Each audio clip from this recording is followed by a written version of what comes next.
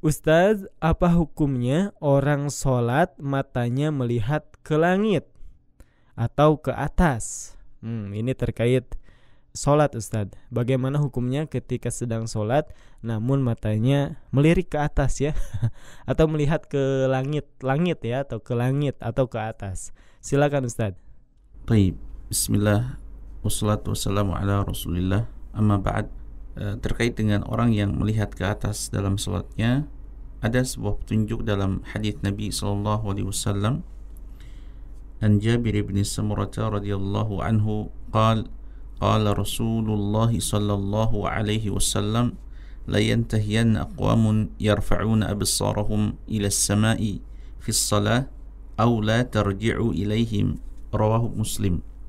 Dari Jabir bin Samurah radhiyallahu taala anhu, ia berkata, Rasulullah sallallahu alaihi wasallam bersabda, hendaklah orang-orang yang memandang ke atas, yakni ke langit-langit, saat sholat berhenti atau pandangan itu tidak kembali kepada mereka. Hadis ini diriwayatkan oleh Al-Imam Muslim. Pendengar yang dirahmati Allah, ada beberapa faidah yang dapat kita ambil ya dari hadis ini. Yang pertama, hadis ini dijadikan dalil argumen diharamkannya mengangkat pandangan ke langit, yakni memandang ke atas ketika sedang sholat. Jadi larangan seperti ini dalam hadis hanya ditemukan pada larangan haram. Yang kedua adalah bahwa larangan ini berlaku ketika berdiri, bangkit dari ruku' atau i'tidal, atau dalam keadaan yang lain dalam sholat. Larangan melihat ke atas juga berlaku ketika berdoa dalam sholat. Sebuah hadis diriwayatkan ya oleh Abu Hurairah radhiyallahu anhu, Rasulullah alaihi salatu wasallam bersabda, la yantahiyanna aqwamun an raf'ihim absarahum 'inda ad-du'a'i fi as-salati ila as-sama' aw la tukhtafanna absaruhum. Hendaklah orang-orang yang memandang ke atas saat berdoa dalam salat berhenti atau pandangan mereka akan dirampas. Hadis masih diriwayatkan oleh Al-Imam Muslim. Walaupun demikian, para ulama memahami bahwa memandang ke langit saat sholat tidaklah membatalkan sholat. Inilah pendapat yang rajih ya. Memandang ke langit menandakan bahwa pelakunya tidak khusyuk dalam mengerjakan sholatnya. Dan memandang seperti ini berarti menjauhkan muka dari arah kiblat. Karena kiblat itu di hadapan orang yang sholat, bukan dengan memandang ke atas. Alasan lainnya, memandang ke atas, ia seperti dalam keadaan tidak sholat ya, berada di luar sholat.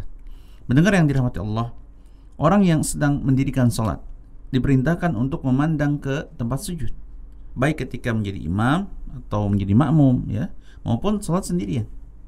Inilah pendapat jumhur atau mayoritas ulama.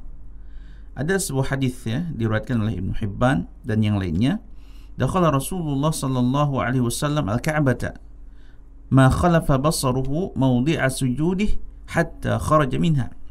Jadi Rasul sallallahu alaihi wasallam masuk Ka'bah, tidak melepas pandangannya dari tempat sujudnya sampai keluar darinya. Ya.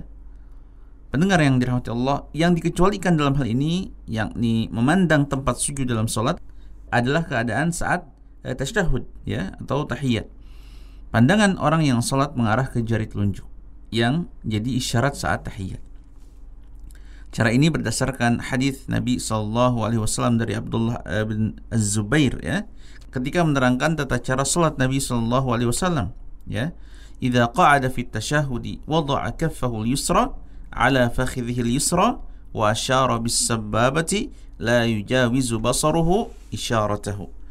Biasanya kalau beliau duduk dalam tasyahud, menaruh tangan kiri di atas paha kiri dan memberikan isyarat dengan jari telunjuk, dan pandangannya tidak keluar dari isyaratnya. Ya.